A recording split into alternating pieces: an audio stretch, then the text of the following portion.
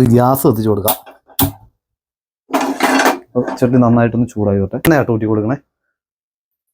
നല്ലെണ്ണ ഒഴിച്ചു കൊടുക്കണേ. അപ്പം നമ്മൾ കടുക് ഇട്ട് കൊടുക്കണേ.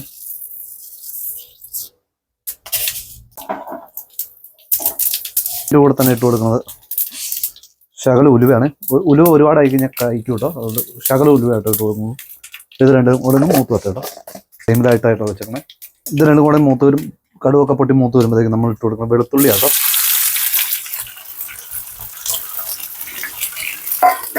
വെളുത്തുള്ളി നന്നായിട്ടൊന്ന് ചുമന്നു തന്നെ അതിനേക്കൊന്ന് ഇത്രയും എണ്ണ വിടുന്നത് എന്താണെന്ന് വെച്ച് കഴിഞ്ഞാൽ ഒരുപാട് നാളിങ്ങനെ ഇരിക്കും കേട്ടോ ഈ സംഭവം. വെളുത്തുള്ളി ചൂടാകുമ്പോഴത്തേക്കും നമുക്ക് രണ്ടായിട്ടൊക്കെ പുറത്ത് എടുക്കാൻ പറ്റും. നമുക്ക് ഒരുപാട് വലിയ പീസൊന്നും വേണ്ടി ചെറിയ പീസായിട്ടൊക്കെ എടുക്കാം കേട്ടോ.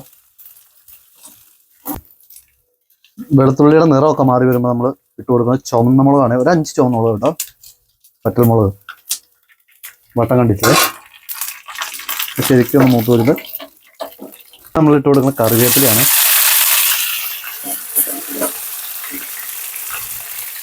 കാശ്മീരി മുളക് പൊടി കേട്ടോ. പിന്നെ നമ്മൾ ഇട്ട് കൊടുക്കണേ 1/2 സ്പൂൺ കായമാണ് കേട്ടോ. കായപ്പൊടി നന്നായിട്ടൊന്ന് പച്ചമണമൊക്കെ മാറി നല്ല ഇതായിട്ട് വരട്ടെ കേട്ടോ. ഒരു തുള്ളി വെള്ളം പോലും ചേർത്തിട്ടില്ല കേട്ടോ. ഇതിൻ്റെ വെള്ളമൊക്കെ ശരിക്കും പറ്റി കിട്ടാനുള്ള കാരണം നമ്മൾ വെള്ളം ചേർത്തിട്ടില്ല കേട്ടോ. ഇത് നമുക്ക് നന്നായിട്ടൊന്ന് ഇളക്കി കൊടുക്കാവേ. അതിൻ്റെ ഇടയ്ക്ക് നമ്മൾ ഉപ്പ് ഇട്ടിട്ടില്ല കേട്ടോ. ഉപ്പ് ഇടാത്ത എന്താണെന്ന് വെച്ച് കഴിഞ്ഞാൽ ലാസ്റ്റ് ഇനി നമ്മൾ ഇത് മിക്സ് ചെയ്തതിന് ശേഷം കേട്ടോ ഉപ്പിടുള്ളൂ. ഇതേപടി വേവിച്ചരച്ചെടുക്കും. ഇത് നമ്മൾ ആവശ്യത്തിനുള്ള ഉപ്പിട്ട് കൊടുക്കുകയാണ്. ഇത് എത്ര നാൾ വേണമെങ്കിലും ഇങ്ങനെ കേടാവാതെ ഇങ്ങനെ ഇരുന്നു കേട്ടോ. ഗൾഫിൽ പോകുന്നവർക്കൊക്കെ ആണെങ്കിലും ഒക്കെ റെഡിയാക്കി കൊടുത്തു കഴിഞ്ഞാൽ അവർക്ക് അവിടെ കൊണ്ടുപോയാലും നമുക്ക് ചപ്പാത്തിയുടെ കൂടെയോ അങ്ങനെ ചോറിൻ്റെ കൂടെയോ അങ്ങനെ എന്തിൻ്റെ കൂടെ വേണമെങ്കിലും കഴിക്കാറുള്ളൂ. ട്രൈ ചെയ്ത് നോക്കണം കേട്ടോ. നമ്മളെ തക്കാളി അച്ചാർ നന്നായിട്ട് തിളച്ച് വന്നിട്ടുള്ളൂ.